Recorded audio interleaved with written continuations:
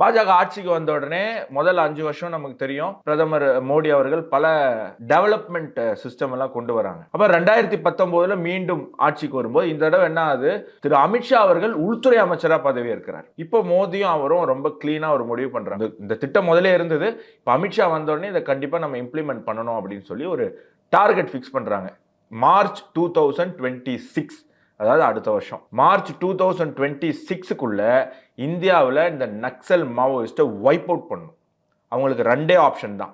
ஒன்று சரண்டர் ஆயிடு, உன்னை ரீஹாபிலிட்டேஷன் சென்டரில் போட்டு உன்னை திருத்துறோம், இல்லைன்னா துப்பாக்கியாலே சுட்டு கொள்ளுவோம் அப்படின்னு சொல்லி அவங்க ரொம்ப ஸ்ட்ராங்காக ஒரு டிசிஷன் எடுக்கிறாங்க. ஏன்னா நீ ஒன்றும் யோகியம் கிடையாது, நீ 12,000 பேரை கொண்டு இருக்க, நீ அப்பாவியா இருந்தா, இந்த நக்சலைட்ஸ் அப்பாவியா இருந்திருந்தா, இந்த மாவோயிஸ்ட் அப்பாவியா இருந்திருந்தா, இந்த கம்யூனிஸ்ட் அப்பாவியா இருந்திருந்தா 12,000 பேரை ஏன் கொள்றான்? அது 9,500 பேர் சிவிலியன்ஸ் எதுக்கு கொள்றான்? அப்போ எந்த அளவுக்கு நம்ம பாகிஸ்தான் பயங்கரவாதத்தை எதிர்க்கிறோமோ அதை விட 100 மடங்கு அதிகமா இந்த சிகப்பு கொடியை பிடிச்சிட்டு அருவா சுத்தியை வச்சுக்கிட்டு சுத்திட்டு இருக்கக்கூடிய இந்த கம்யூனிஸ்ட் நக்சல்களை எதிர்க்கணும்